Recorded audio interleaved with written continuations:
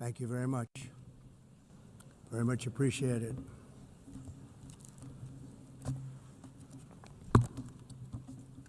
And I don't mind making this speech without a teleprompter, because the teleprompter is not working. I feel very happy to be up here with you nevertheless, and that way you speak more from the heart. I can only say that whoever's operating this teleprompter is in big trouble.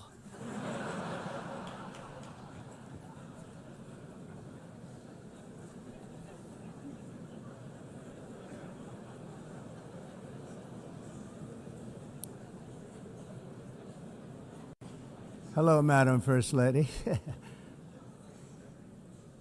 Thank you very much for being here. And Madam President, Mr. Secretary General, First Lady of the United States, distinguished delegates, ambassadors, and world leaders.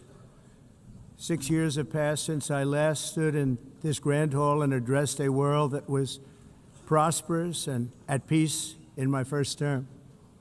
Since that day, the guns of war have shattered the peace I forged on 2 continents. An era of calm and stability gave way to one of the great crises of our time.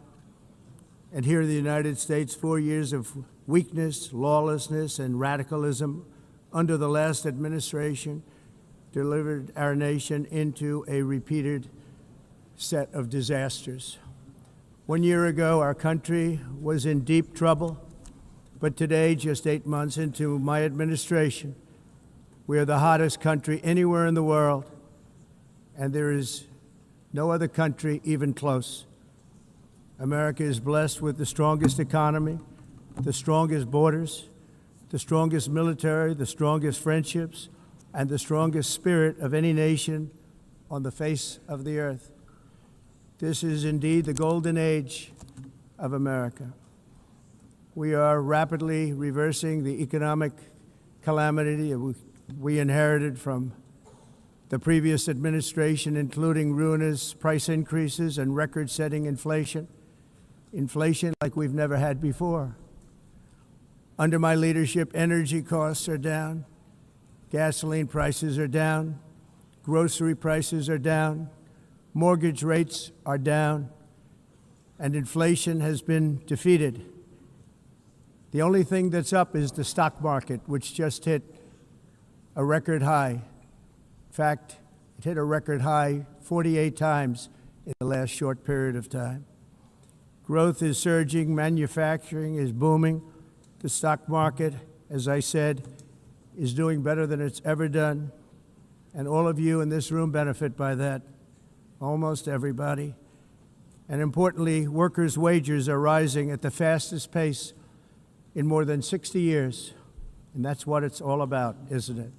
In 4 years of President Biden, we had less than $1 trillion of new investment into the United States. In just 8 months since I took office, we have secured commitments and money already paid for $17 trillion. Think of it, 4 years, less than $1 trillion, 8 months, much more than $17 trillion is being invested in the United States. And it's now pouring in from all parts of the world. We've implemented the largest tax cuts in American history and the largest regulation cuts in American history, making this once and again the best country on earth to do business. And many of the people in this room are investing in America, and it's turned out to be an awfully good investment during this 8-month period. In my first term, I built the greatest economy in the history of the world. We had the best economy ever, history of the world. And I'm doing the same thing again, but this time it's actually much bigger and even better. The numbers far surpass my record-setting first term. On our southern border, we have successfully repelled a colossal invasion. And for the last 4 months, and that's 4 months in a row, the number of illegal aliens admitted and entering our country has been 0. Hard to believe. because if you look back just a year ago, it was millions and millions of people pouring in from all over the world, from prisons, from mental institutions, drug dealers. All over the world they came. They just poured into our country with the ridiculous open border policy of the Biden administration. Our message is very simple. If you come illegally into the United States, you're going to jail, or you're going back to where you came from, or perhaps even further than that. You know what that means. I want to thank the country of El Salvador for the successful and professional job they've done in receiving and jailing so many criminals that entered our country. And it was under the previous administration that the number became record-setting, and they're all being taken out. We have no choice. And other countries have no choice, because other countries are in the exact same situation with immigration. It's destroying your country, and you have to do something about it. On the world stage, America is respected again like it has never been respected before.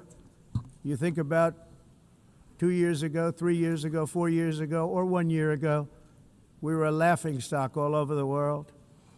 At the NATO summit in June, virtually all NATO members formally committed to increase defense spending, at my request, from 2% to 5% of GDP, making our alliance far stronger and more powerful than it was ever before. In May, I traveled to the Middle East to visit my friends and rebuild our partnerships in the Gulf and those valued relationships with Saudi Arabia, Qatar, and the UAE, and other countries are now, I believe, closer than ever before. My administration has negotiated one historic trade deal after another, including with the United Kingdom, the European Union, Japan, South Korea, Vietnam, Indonesia, the Philippines, Malaysia, and many, many others. Likewise, in a period of just 7 months, I have ended 7 unendable wars. They said they were unendable. You're never going to get them solved. Some were going for 31 years, 2 of them, 31, think of it, 31 years. One was 36 years. One was 28 years. I ended 7 wars. And in all cases, they were raging with countless thousands of people being killed. This includes Cambodia and Thailand, Kosovo and Serbia, the Congo and Rwanda, a vicious, violent war that was, Pakistan and India, Israel and Iran, Egypt and Ethiopia, and Armenia and Azerbaijan. It included all of them. No president or prime minister, and for that matter, no other country has ever done anything close to that. And I did it in just 7 months. It's never happened before. There's never been anything like that. I'm very honored to have done it. It's too bad that I had to do these things instead of the United Nations doing them. And sadly, in all cases, the United Nations did not even try to help in any of them. I ended 7 wars, dealt with the leaders of each and every one of these countries, and never even received a phone call from the United Nations offering to help in finalizing the deal. All I got from the United Nations was an escalator that on the way up stopped right in the middle. If the First Lady wasn't in great shape, she would have fallen, but she's in great shape. We're both in good shape. We both stood. And then a teleprompter that didn't work. These are the 2 things I got from the United Nations, a bad escalator and a bad teleprompter. Thank you very much. And by the way, it's working now. It just went on. Thank you. I think I should just do it the other way. It's easier. Thank you very much. I didn't think of it at the time because I was too busy working to save millions of lives. That is the saving and stopping of these wars. But later I realized that the United Nations wasn't there for us. They weren't there. I thought of it really after the fact, not during these negotiations, which were not easy. That being the case, what is the purpose of the United Nations? The UN has such tremendous potential. I've always said it. It has such tremendous, tremendous potential, but it's not even coming close to living up to that potential. For the most part, at least for now, all they seem to do is write a really strongly worded letter and then never follow that letter up. It's empty words, and empty words don't solve war. The only thing that solves war and wars is action.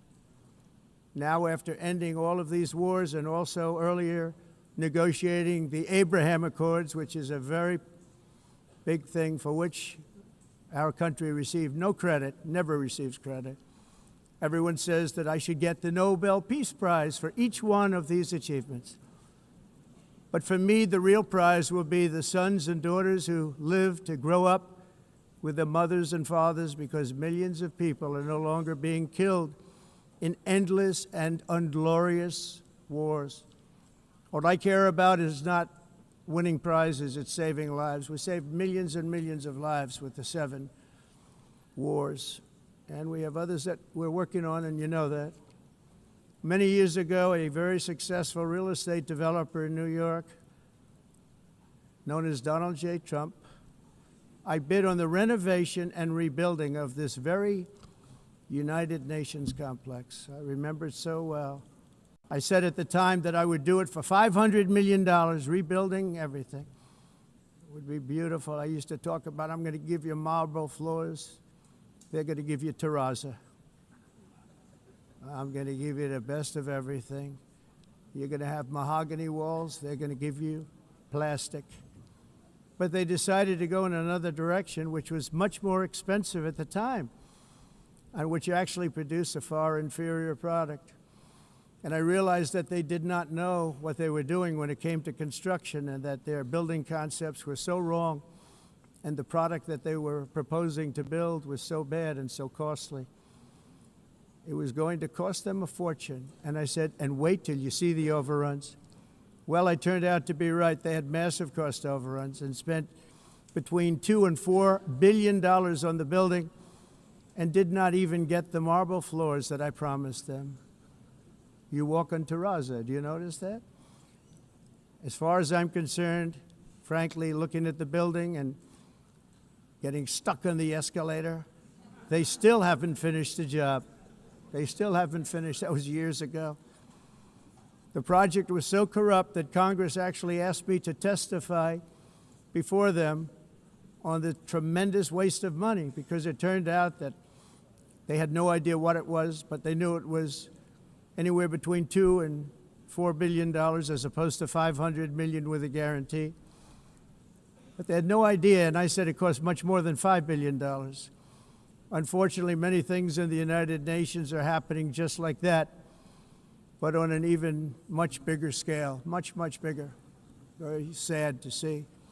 Whether the UN can manage to play a productive role, I've come here today to offer the hand of American leadership and friendship to any nation in this assembly that is willing to join us in forging a safer, more prosperous world. And it's a world that we'll be much happier with. A dramatically better future is within our reach. But to get there, we must reject the failed approaches of the past and work together to confront some of the greatest threats in history. There is no more serious danger to our planet today than the most powerful and destructive weapons ever devised by man, of which the United States, as you know, has many. Just as I did in my first term, I've made containing these threats a top priority, starting with the nation of Iran. My position is very simple. The world's #1 sponsor of terror can never be allowed to possess the most dangerous weapon. That's why, shortly after taking office, I sent the so-called Supreme Leader a letter making a generous offer. I extended a pledge of full cooperation in exchange for a suspension of Iran's nuclear program. The regime's answer was to continue their constant threats to their neighbors and U.S. interests throughout the region, and some great countries that are right nearby. Today, many of Iran's former military commanders, in fact, I can say almost all of them, are no longer with us. They're dead. And 3 months ago, in Operation Midnight Hammer, 7 American B-2 bombers dropped the 14 30,000-pound each bombs on Iran's key nuclear facilities, totally obliterating everything. No other country on earth could have done what we did. No other country has the equipment to do what we did. We have the greatest weapons on earth. We hate to use them. But we did something that for 22 years people wanted to do. With Iran's nuclear enrichment capacity demolished, I immediately brokered an end to the 12-day war, as it's called, between Israel and Iran, with both sides agreeing to fight no longer. As everyone knows, I have also been deeply engaged in seeking a ceasefire in Gaza. Have to get that done. Have to get it done. Unfortunately, Hamas has repeatedly rejected reasonable offers to make peace. We can't forget October 7th, can we? Now, as if to encourage continued conflict, some of this body is seeking to unilaterally recognize a Palestinian state. The rewards would be too great for Hamas terrorists for their atrocities. This would be a reward for these horrible atrocities, including October 7th, even while they refuse to release the hostages or accept a ceasefire. Instead of giving to Hamas and giving so much, because they've taken so much, they have taken so much. This could have been solved so long ago. But instead of giving in to Hamas's ransom demands, those who want peace should be united with one message: release the hostages now. Just release the hostages now. Thank you.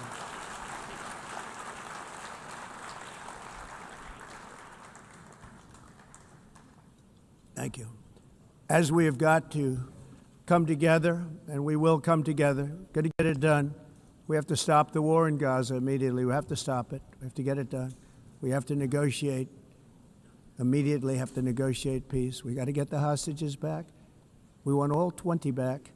We don't want 2 and 4. As you know, I got, along with Steve Witkoff and others that helped us, Marco Rubio, we got most of them back. We were involved in all of them. But I always said the last 20 are going to be the hardest, and that's exactly what happened. We have to get them back now. We don't want to get back 2, and then another 2, and then 1, and then 3, have this process. No, we want them all back, and we want the actually 38 dead bodies back, too. Those parents came to me, and they want them back, and they want them back very quickly and very badly. As though they were alive, they want them. They want them every bit as much as if their son or daughter were alive. I've also been working relentlessly, stopping the killing in Ukraine. I thought that would be, of the 7 wars that I stopped, I thought that would be the easiest because of my relationship with President Putin, which had always been a good one. I thought that was going to be the easiest one. But you know, in war, you never know what's going to happen. There are always lots of surprises, both good and bad. Everyone thought Russia would win this war in 3 days. But it didn't work out that way. It was supposed to be just a quick little skirmish. It's not making Russia look good. It's making them look bad. No matter what happens from here on out, this was something that should have taken a matter of days, certainly less than a week. And they've been fighting for 3.5 years and killing anywhere from 5,000 to 7,000 young soldiers, mostly soldiers, on both sides, every single week, from 5,000 to 7,000 dead young people, and some in cities, much smaller numbers, where rockets are shot, where drones are dropped. This war would never have started if I were president. This was a war that should have never happened. It shows you what leadership is, what bad leadership can do to a country. Look what happened to the United States, and look where we are right now in just a short period of time. The only question now is how many more lives will be needlessly lost on both sides. China and India are the primary funders of the ongoing war by continuing to purchase Russian oil.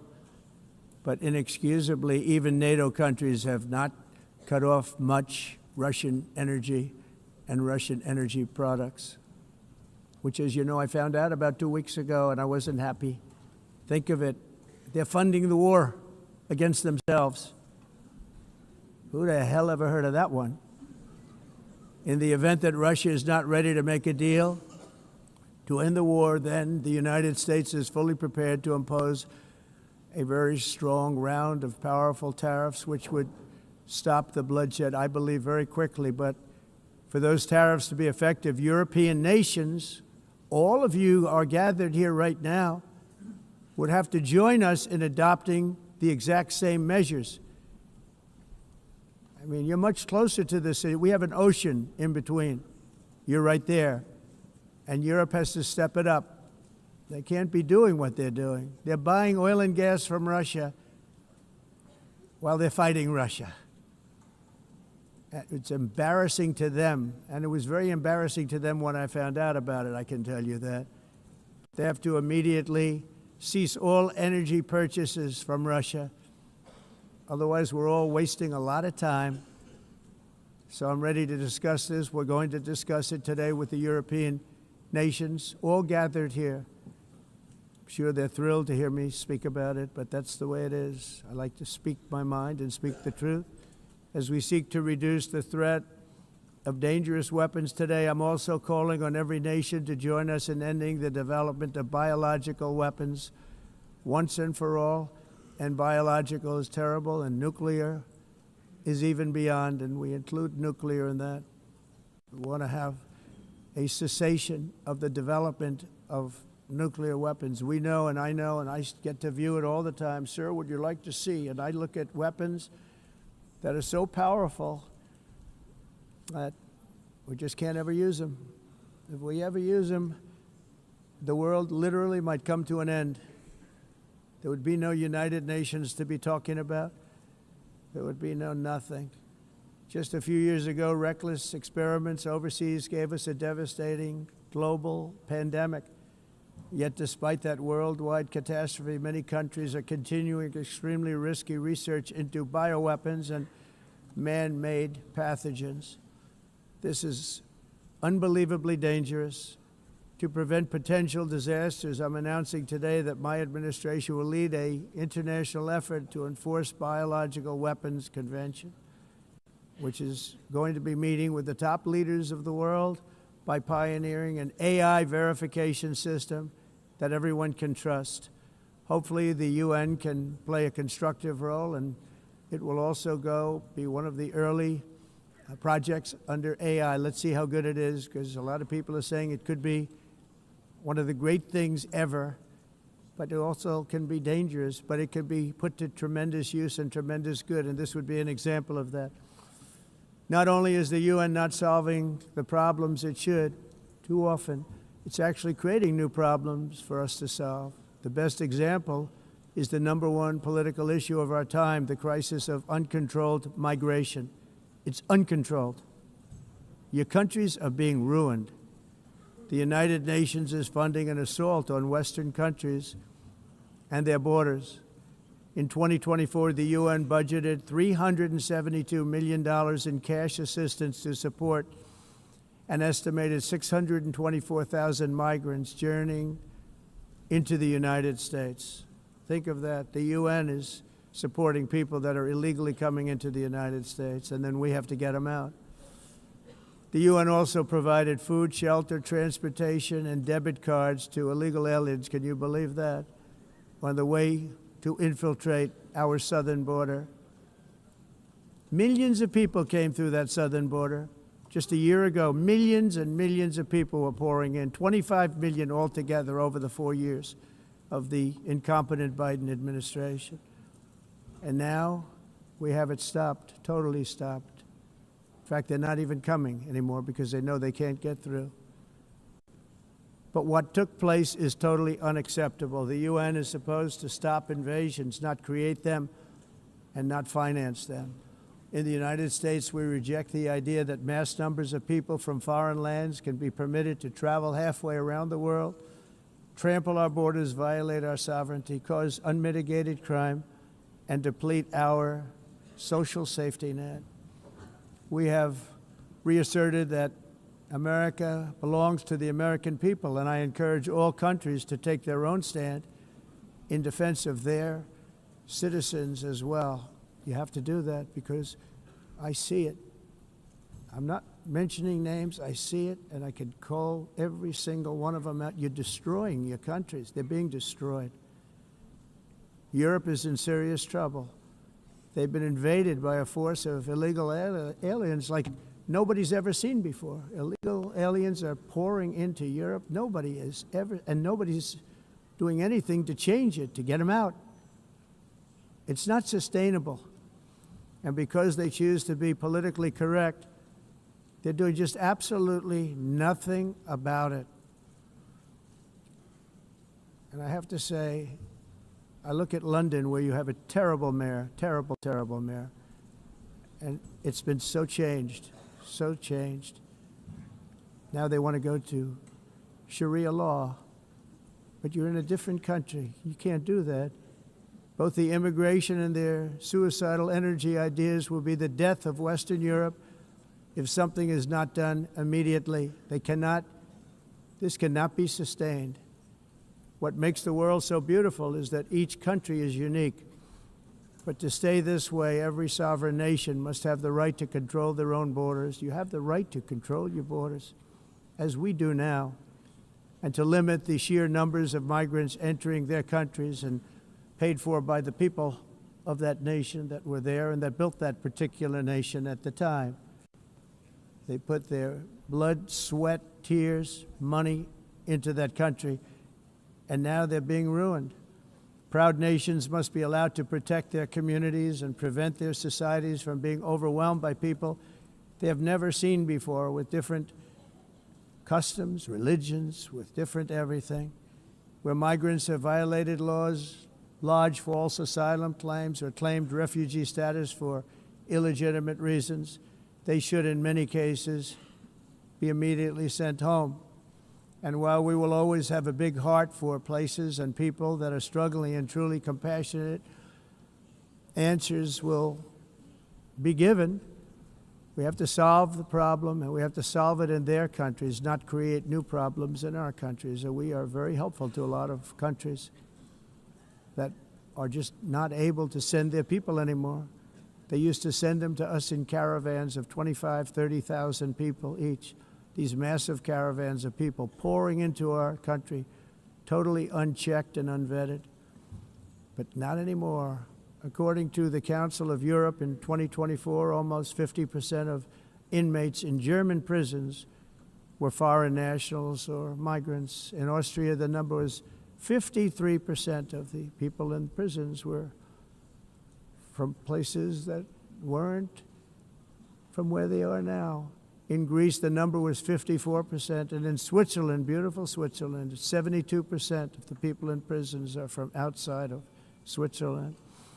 When your prisons are filled with so-called asylum seekers who repaid kindness, and that's what they did, they repaid kindness with crime. It's time to end the failed experiment of open borders. You have to end it now. See, I can tell you. I'm really good at this stuff. Your countries are going to hell. In America, we've taken bold action to swiftly shut down uncontrolled migration. Once we started detaining and deporting everyone who crossed the border and removing illegal aliens from the United States, they simply stopped coming. They're not coming anymore. We're getting a lot of credit, but they're not coming anymore. This was a humanitarian act for all involved, because on the trips up, thousands of people a week were dying. Women were being raped. Nobody's ever seen anything like it. Raped, horribly beaten, raped. On the trip up, the journey up, it was a long walk. It was a long, arduous journey, indeed. And it was also a historic victory against human trafficking throughout the region. What we did was a victory, and we saved so many lives of people that wouldn't make the journey. That journey was loaded up with death. loaded up with death. Dead bodies all along the roads of jungles. To get up, they go through jungles, they go through areas so hot you couldn't breathe. They were dying of suffocation, areas so hot that you couldn't breathe. Dead bodies all over. By them not coming, we're saving tremendous numbers of lives. My people have done a fantastic job in doing what they did, and the American public agrees with it. I mean, I was very proud to see this morning I have the highest poll numbers I've ever had. Part of it is because of what we've done on the border. I guess the other part is what we've done on the economy. Joe Biden's policies empowered murderous gangs, human smugglers, child traffickers, drug cartels, and prisoners from all over the world.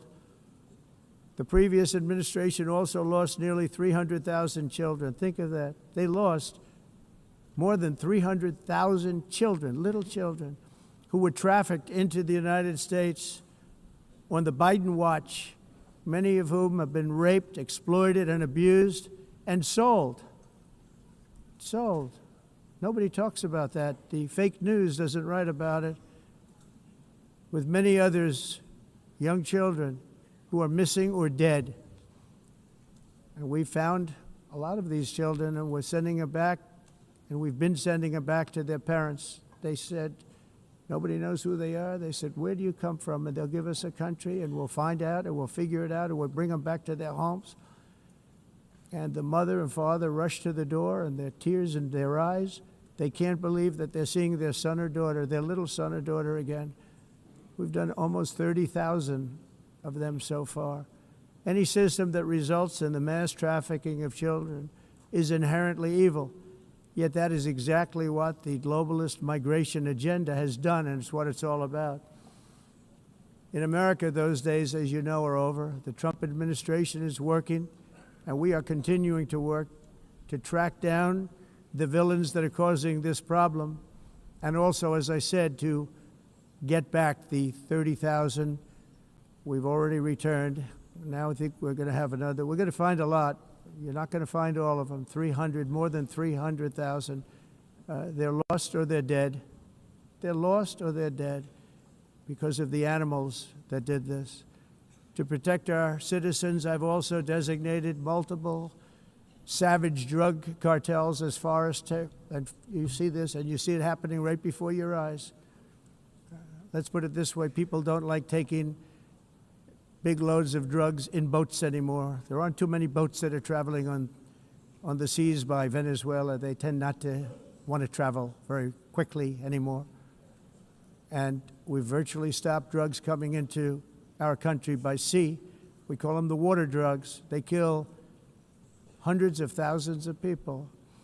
I've also designated multiple savage drug cartels as far as foreign terrorist organizations, along with two bloodthirsty transnational gangs, probably the worst gangs anywhere in the world, MS-13 and Tren de Aragua. Tren de Aragua is from Venezuela, by the way. Such organizations torture, maim, mutilate, and murder with impunity. They're the enemies of all humanity. And for this reason, we've recently begun using the supreme power of the United States military to destroy Venezuelan terrorists and trafficking networks led by Nicolas Maduro. To every terrorist thug smuggling poisonous drugs into the United States of America, please be warned that we will blow you out of existence. That's what we're doing. We have no choice. Can't let it happen. They're destroying. I believe we lost 300,000 people last year to drugs, 300,000. Fentanyl and other drugs. Each boat that we sink carries drugs that would kill more than 25,000 Americans. We will not let that happen. Energy is another area where the United States is now thriving like never before. We're getting rid of the falsely named renewables. By the way, they're a joke. They don't work. They're too expensive. They're not strong enough to fire up the plants that you need to make your country great. The wind doesn't blow. Those big windmills are so pathetic and so bad, so expensive to operate. And they have to be rebuilt all the time, and they start to rust and rot. most expensive energy ever conceived, and it's actually energy. You're supposed to make money with energy, not lose money. You lose money, the governments have to subsidize. You can't put them out without massive subsidies. And most of them are built in China, and I give China a lot of credit. They build them, but they have very few wind farms. So why is it that they build them and they send them all over the world, but they barely use them? You know what they use? Coal. They use gas. They use almost anything, but they don't like wind. But they sure as hell like selling the windmills. Europe, on the other hand, has a long way to go, with many countries being on the brink of destruction because of the green energy agenda. And I give a lot of credit to Germany. Germany was being led down a very sick path, both on immigration, by the way, and on energy. They were going green, and they were going bankrupt. And the new leadership came in, and they went back to where they were, with fossil fuel and with nuclear, which is good. It's now safe, and you can do it properly. But they went back to where they were, and they opened up a lot of different plants, energy-producing plants, and they're doing well. I give Germany a lot of credit for that. They've said this is a disaster, what's happening. They were going all green. All green is all bankrupt. That's what it represents. And it's not politically correct. I'll be very badly criticized for saying it, but I'm here to tell the truth. I don't care. It doesn't matter to me. I'm in New York City. I'm feeling a lot safer. Crime, we're getting crime down. And by the way, speaking of crime, Washington, D.C. Washington, D.C. was the crime capital of America. Now it's a totally, after 12 days, it's a totally safe city. Everyone's going out to dinner. They're going out to restaurants. Your wife can walk down the middle of the street with or without you. Nothing's going to happen. My people have done a fantastic job. And yes, I called in the National Guard, and the National Guard took care of business. And they weren't politically correct, but they took care of business. We got 1,700 career criminals out, brought them back to where they came from, the countries where they came from, or put them in jails.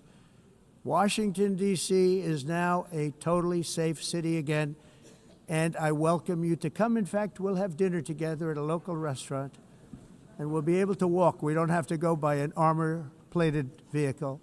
We'll walk right over there from the White House. They've given up their powerful edge, a lot of the countries that we're talking about, in oil and gas, such as essentially closing the great North Sea oil. Oh, the North Sea, I know it so well. Aberdeen was the oil capital of Europe, and there's tremendous oil that hasn't been found in the North Sea. Tremendous oil. And I was with the Prime Minister I respect and like a lot, and I said, you're sitting with the greatest asset. They essentially closed it by making it so highly taxed that no developer, no oil company can go there. They have tremendous oil left, and more importantly, they have tremendous oil that hasn't even been found yet. And what a tremendous asset for the United Kingdom. And I hope the Prime Minister is listening, because I told it to him 3 days in a row. That's all he heard. North Sea oil, North Sea, because I want to see them do well. I want to stop seeing them ruining that beautiful Scottish and English countryside with windmills and massive solar panels that go 7 miles by 7 miles, taking away farmland. But we're not letting this happen in America. In 1982, the executive director of the United Nations Environmental Program predicted that by the year 2000, climate change would cause a global catastrophe. He said that it will be irreversible, as any nuclear holocaust would be. This is what they said at the United Nations. What happened? Here we are. Another UN official stated in 1989 that within a decade, entire nations could be wiped off the map by global warming. Not happening. You know, it used to be global cooling. If you look back years ago in the 1920s and the 1930s, they said, global cooling will kill the world. We have to do something. Then they said global warming will kill the world, but then it started getting cooler, so now they could just call it climate change, because that way they can't miss. It's climate change, because if it goes higher or lower, whatever the hell happens, there's climate change. It's the greatest con job ever perpetrated on the world, in my opinion. Climate change, no matter what happens, you're involved in that. No more global warming, no more global cooling. All of these predictions made by the United Nations and many others, often for bad reasons, were wrong. They were made by stupid people that have cost their countries fortunes and given those same countries no chance for success. If you don't get away from this green scam, your country is going to fail. And I'm really good at predicting things, you know. They actually said during the campaign they had a hat, the best-selling hat. Trump was right about everything. And I don't say that in a braggadocious way, but it's true. I've been right about everything. And I'm telling you that if you don't get away from the green energy scam, your country is going to fail. And if you don't stop people that you've never seen before, that you have nothing in common with, your country is going to fail. I'm the President of the United States, but I worry about Europe. I love Europe. I love the people of Europe. And I hate to see it being devastated by energy and immigration. This double-tailed monster destroys everything in its wake, and they cannot let that happen any longer. You're doing it because you want to be nice. You want to be politically correct, and you're destroying your heritage. They must take control strongly and immediately of the unmitigated immigration disaster and the fake energy catastrophe before it's too late. The carbon footprint is a hoax made up by people with evil intentions, and they're heading down a path of total destruction. You know, the carbon footprint was a big, big thing a few years ago. I remember hearing about the carbon footprint, and then President Obama would get into Air Force One, a massive Boeing 747, and not a new one, an old one with old engines that spew everything into the atmosphere. He'd talk about the carbon footprint, we must do so. Then he'd get in and he'd fly from Washington to Hawaii to play a round of golf. And then he'd get back onto that big, beautiful plane and he'd fly back and he'd talk about, again, global warming and the carbon footprint. It's a con job. At extreme cost and expense, Europe reduced its own carbon footprint by 37%. Think of that. Congratulations, Europe. Great job. You cost yourself a lot of jobs, a lot of factories closed, but you reduced the carbon footprint by 37%. However, for all of that sacrifice and much more, it's been totally wiped out and then some by a global increase of 54%. Much of it coming from China and other countries that are thriving around China, which now produces more CO2 than all the other developed nations in the world. So all of these countries are working so hard on the carbon footprint, which is nonsense, by the way. It's nonsense.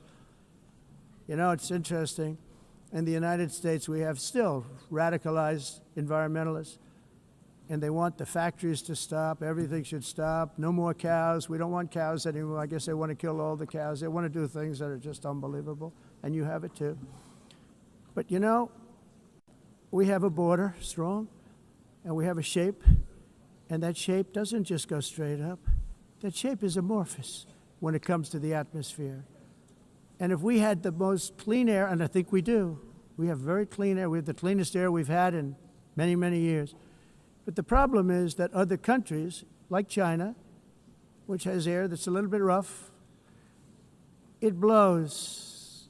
And no matter what you're doing down here, the air up here tends to get very dirty because it comes in from other countries where their air isn't so clean. And the environmentalists refuse to acknowledge that. Same thing with garbage. In Asia, they dump much of their garbage right into the ocean.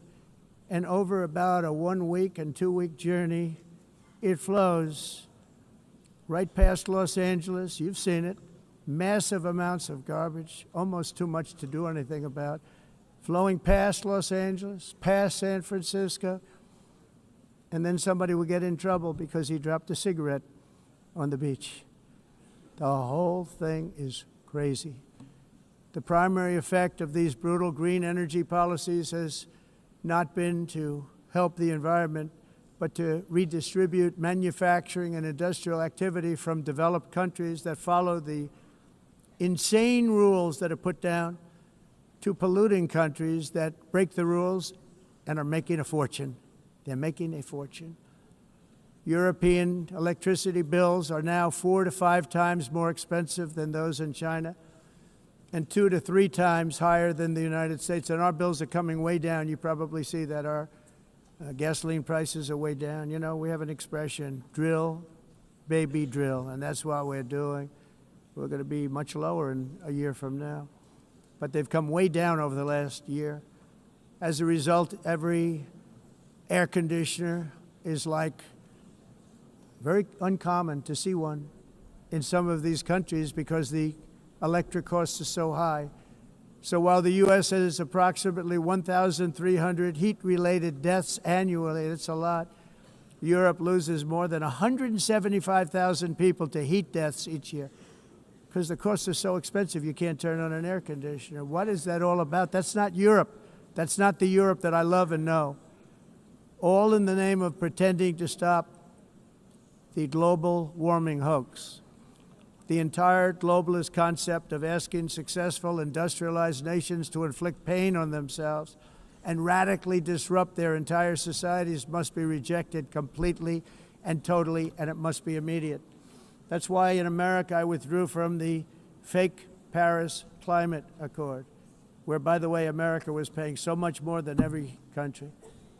Others weren't paying. China didn't have to pay until 2030. Russia was given an old standard that was easy to meet, a 1990 standard. But for the United States, we're supposed to pay like $1 trillion. And I said, this is another scam.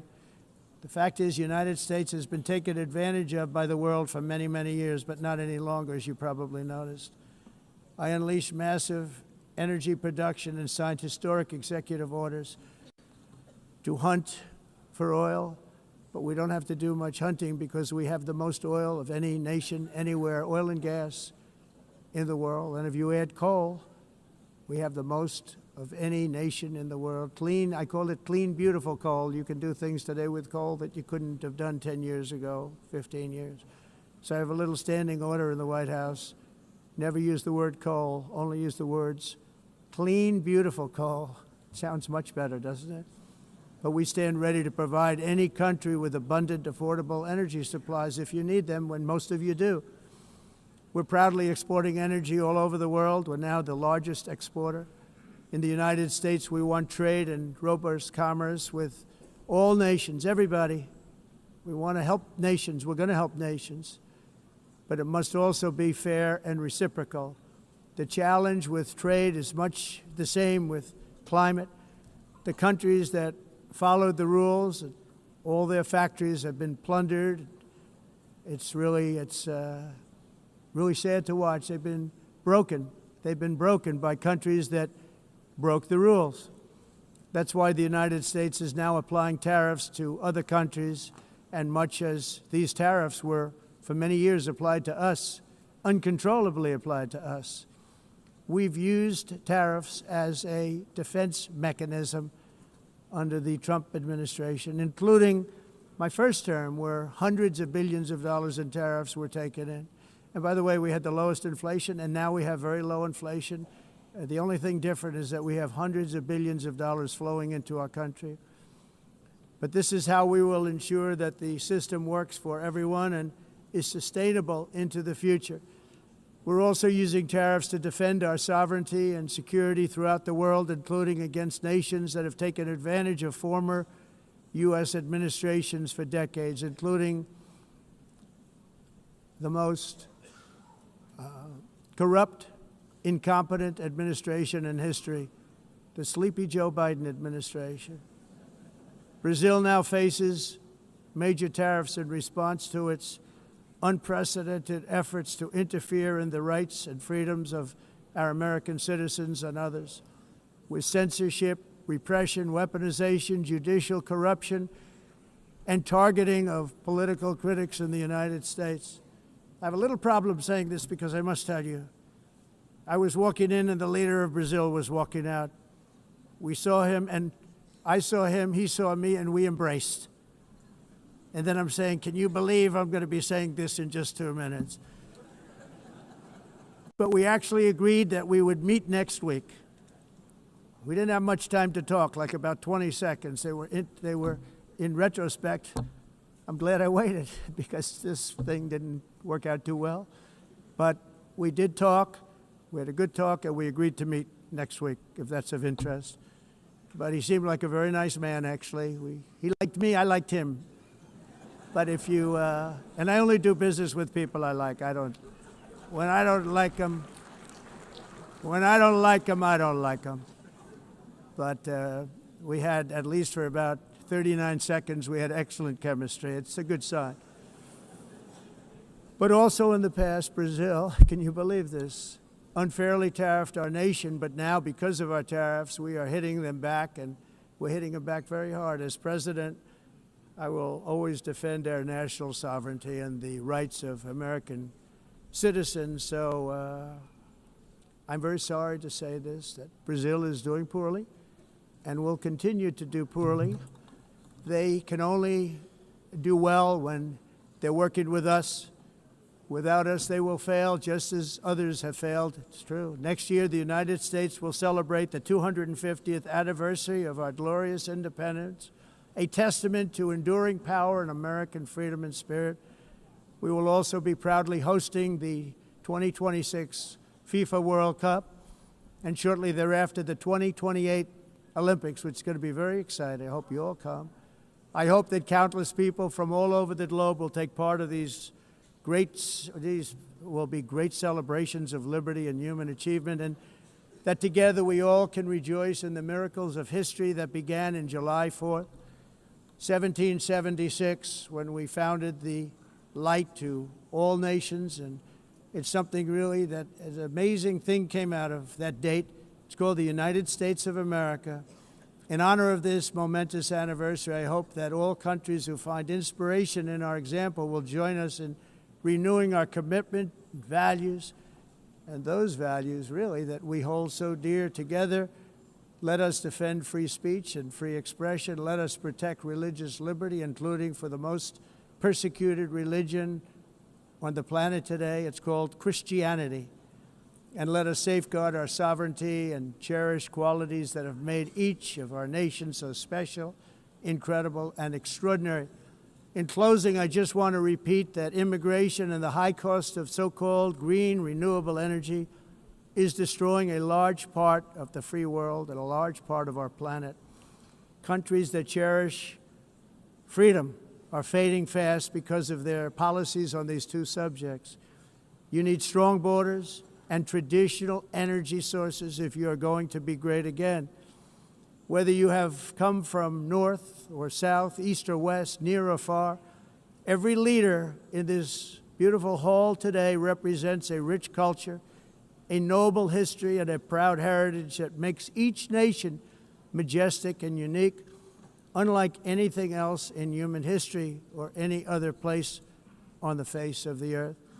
From London to Lima, from Rome to Athens, from Paris to Seoul, from Cairo to Tokyo and Amsterdam to right here in New York City, we stand on the shoulders of the leaders and legends, generals and giants, heroes and titans who won and built our beloved nations, all of our nations, with their own courage, strength, spirit, and skill. Our ancestors climbed mountains, conquered oceans, crossed deserts, and trekked over wide open plains. They charged into thunderous battles, plunged into grave dangers, and they were soldiers and farmers and workers and warriors and explorers and patriots. They built towns into cities, tribes into kingdoms, ideas into industries, and small islands into mighty empires. You're a part of all of that. They were champions for their people who never gave up and who never, ever gave in. Their values defined our national identities. Their visions forged our magnificent destiny. Everybody in this room is a part of it in your own way. Each of us inherits the deeds and the myths the triumphs, the legacies of our own heroes and founders who so bravely showed us the way. Our ancestors gave everything for homelands that they defended with pride, with sweat, with blood, with life, and with death. Now the righteous task of protecting the nations that they built belongs to each and every one of us. So together let us uphold our sacred duty to our people and to our citizens. Let us protect their borders, ensure their safety, preserve their cultures, treasure, and traditions, and fight, fight, fight for their precious dreams and their cherished freedoms. And in friendship and really a beautiful vision, let us all work together to build a bright, beautiful planet, a planet that we all share, a planet of peace and a world that is richer, better, and more beautiful than ever before. That can happen. It will happen. It will happen, and I hope it can happen and start right now, right at this moment. We'll turn it around. We're going to make our countries better, safer, more beautiful. We're going to take care of our people. Thank you very much. It's been an honor. God bless the nations of the world. Thank you very much. Bye.